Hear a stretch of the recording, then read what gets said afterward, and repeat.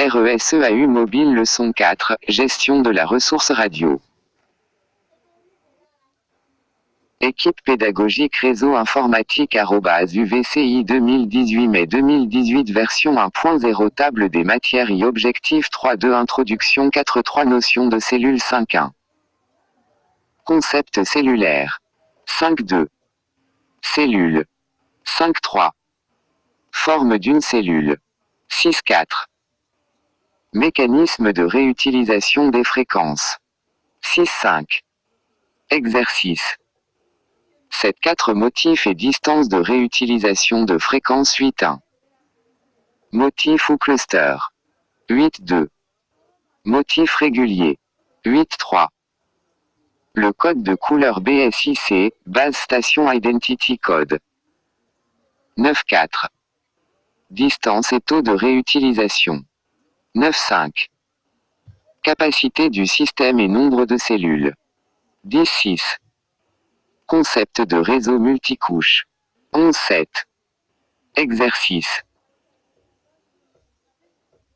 12V Solution des exercices 14 Expliquer comment les cellules sont utilisées pour couvrir une zone géographique. Expliquer le rôle d'une cellule dans la mise en œuvre d'un réseau de mobiles. Objectif 3 Introduction. Les réseaux de mobiles utilisent la voie hertzienne pour le transport de l'information sans interruption. De ce fait, ce type de réseau est constitué de cellules qui recouvrent un territoire donné. 4 notions de cellules. Notion de cellule. Objectif.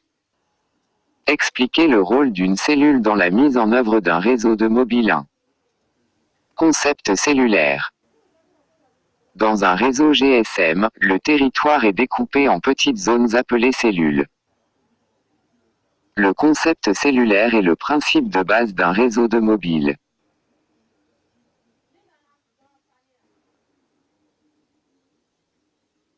Il est basé sur la division de l'espace géographique en cellules, desservies chacune par une ou plusieurs BTS, qui est la conséquence du champ de rayonnement d'un panneau ou antenne GSM. Le partage des canaux de fréquences radio entre les cellules est basé sur le principe de réutilisation des fréquences radio dans plusieurs cellules selon la capacité du système à résister aux interférences, le handover qui est le changement de cellule sans interruption de la communication. 3.0.3 Enjeu explique les raisons de l'utilisation du concept cellulaire. 1. Réduire la puissance de transmission. 2. Augmenter la capacité du système, étaler la couverture par autant de cellules que nécessaire. Augmenter le nombre maximum des utilisateurs accédant au réseau. 3. Réduire les interférences. Cellule. Une cellule est le résultat du champ de rayonnement des panneaux, ou antennes, GSM. Nous avons deux sortes de panneaux GSM, les panneaux directionnels ou antennes directionnelles qui rayonnent dans une seule direction en général dans un angle de 120 degrés. Il en existe 3, généralement sur un pylône, BTS.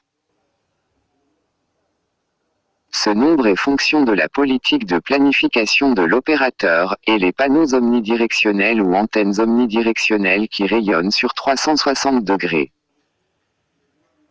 I5 figure quelques exemples d'antennes directionnelles et omnidirectionnelles. Notion de cellule. 3. Forme d'une cellule. En première approximation, une cellule est un disque de rayons. Pour avoir une couverture sans trou, il faut un recouvrement des cellules. Ainsi on obtient un maillage des stations de base selon une grille hexagonale afin d'obtenir une meilleure compacité, voir figure 2. De ce fait, une cellule a une forme plus ou moins hexagonale, sinon de façon idéale elle est circulaire. Figure 2, recouvrement de cellules circulaires. Nous notons cependant différentes formes de cellules en fonction de la couverture. Couverture fictive, c'est une zone formée de cellules hexagonales. Couverture idéale, c'est une zone formée de cellules circulaires. Couverture réelle, c'est une zone formée de cellules qui peuvent prendre tout genre de forme à cause des obstacles tels que des immeubles, des arbres, des montagnes, etc. Figure 3, différentes formes de cellules, hexagonales, circulaires et quelconques. 6.4. Mécanisme de réutilisation des fréquences. Ce mécanisme repose sur l'atténuation que subissent les ondes radio lorsqu'elles se propagent dans l'atmosphère. Lorsqu'on se trouve loin d'un émetteur, le signal envoyé par celui-ci est très faible. On peut alors utiliser la même fréquence lointaine sans crainte d'interférence, le signal local étant plus puissant que le signal lointain. Complément, allocation du spectre de fréquence. Les ressources spectrales étant limitées, leur gestion est confiée à des structures spécialisées. Ainsi, chaque pays a une agence gouvernementale qui est chargée de les contrôler et les allouer. Ce sont, au niveau mondial, International Telecommunication Union (ITU). USA, Federal Communication Commission (FCC). EU, European Telecommunication Standard Institute, ETSI. Côte d'Ivoire, l'Agence ivoirienne de gestion de la fréquence radioélectrique. AIGF, Tunisie, Agence nationale de la fréquence, ANF, notion de cellule 5. Exercice. Solution numéro 1, page 14, exercice. Dans un réseau GSM, le territoire à couvrir est subdivisé en cellules.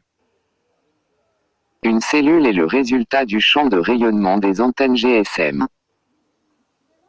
Le partage de canaux entre cellules répond au principe de réutilisation des fréquences.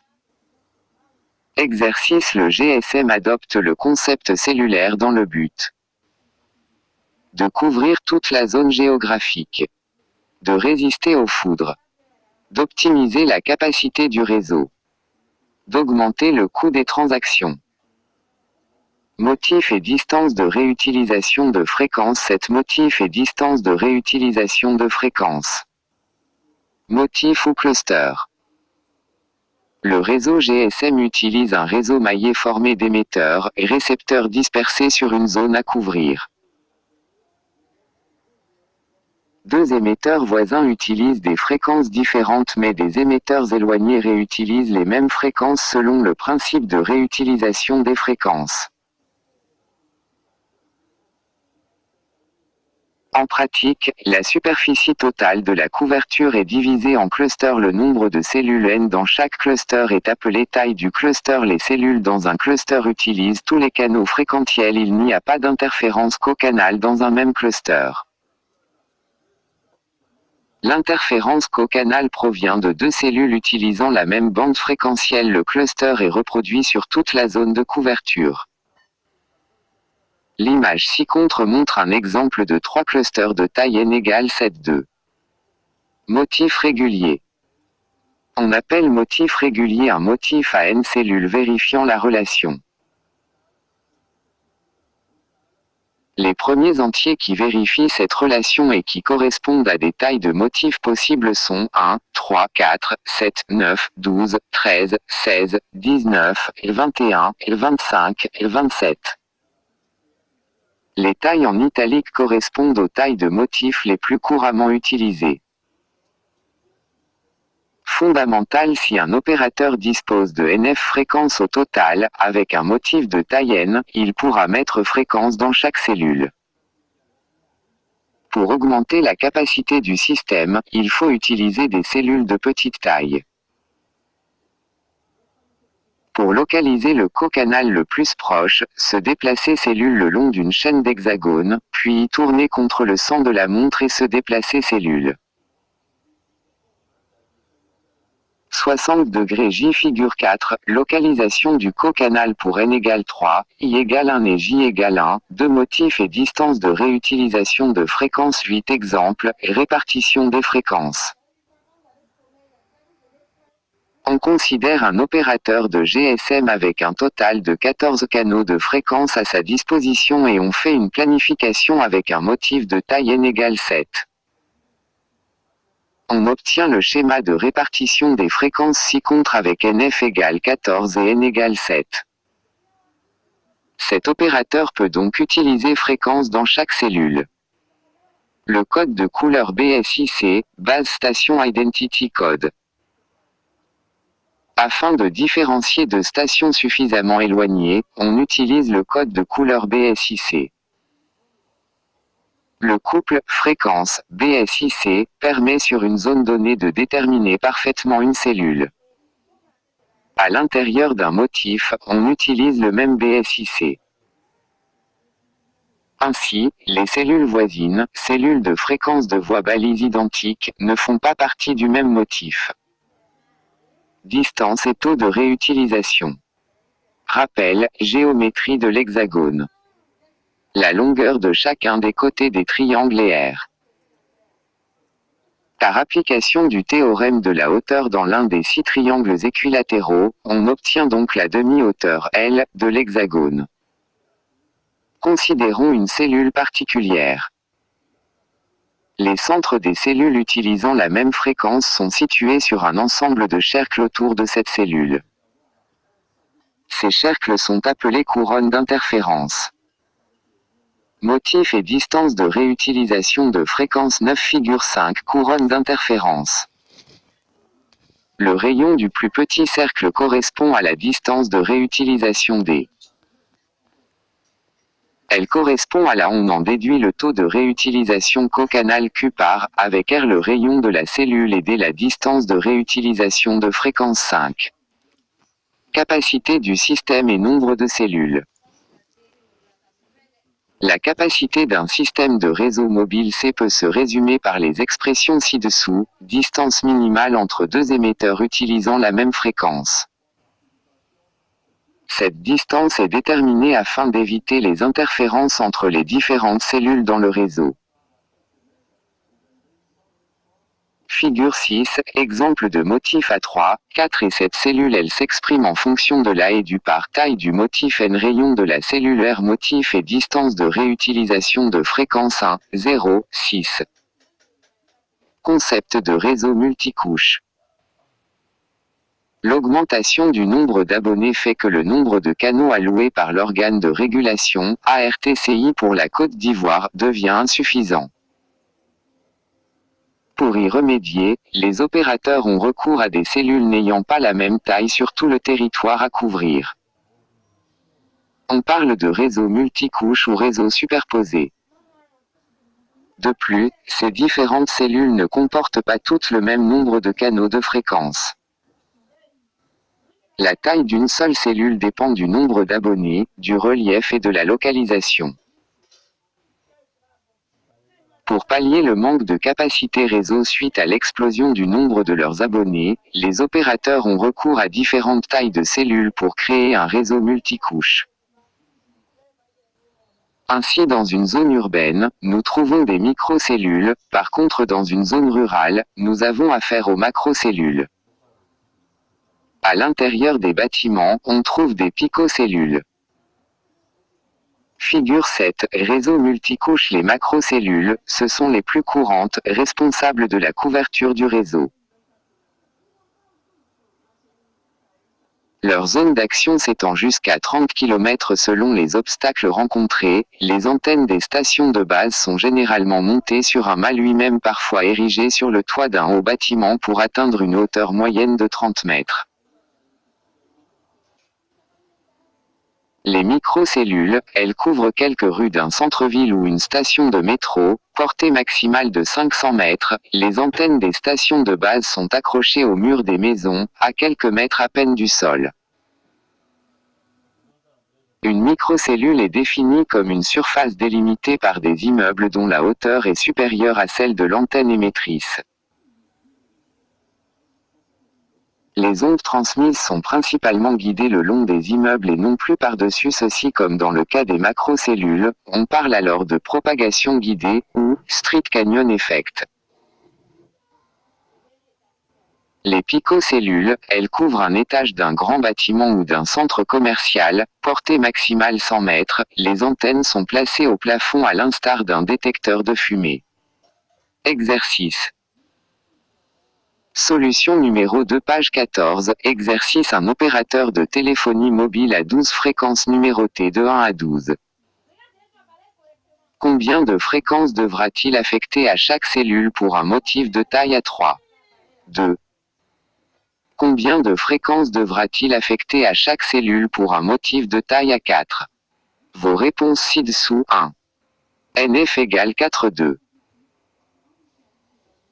NF égale 3. Exercice. On considère un opérateur de GSM avec un total de 14 canaux de fréquence à sa disposition et on fait une planification avec un motif de taille n égale 7. On a le schéma ci-dessous, motif et distance de réutilisation de fréquence 1, 1, 1. Quelle est la distance D de réutilisation de fréquence pour R égale 10 km? 2. Quelle est la distance D de réutilisation de fréquence pour R égale 10 km avec N égale 3? NB, les résultats sont arrondis à la valeur entière la plus proche. Vos réponses ci-dessous. 1. D égale 46 km 2. D égale 30 km. Exercice. Considérons un système cellulaire dont le nombre total des canaux vocaux disponibles pour gérer le trafic est 960. L'aire de chaque cellule est de 6 km² et la zone de couverture totale du système est de 2000 km². Astérisque. En résumé, la superficie totale de la couverture est divisée en clusters, le nombre de cellules K dans chaque cluster est appelé taille du cluster, les cellules dans un cluster utilisent tous les canaux fréquentiels, il n'y a pas d'interférence co-canal dans un même cluster. L'interférence co-canal provient de deux cellules utilisant la même bande fréquentielle, le cluster est reproduit sur toute la zone de couverture.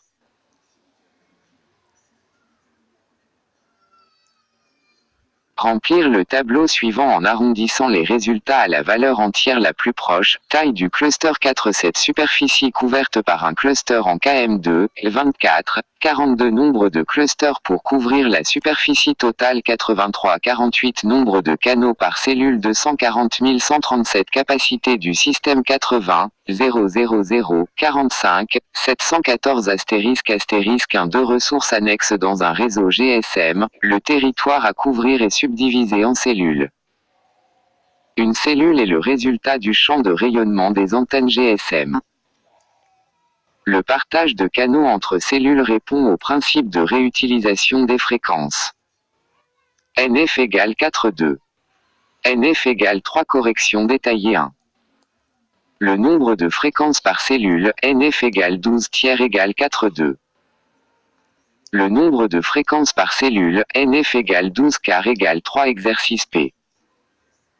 7 plus grand que solution numéro 1. Exercice. Solution des exercices. Exercice P.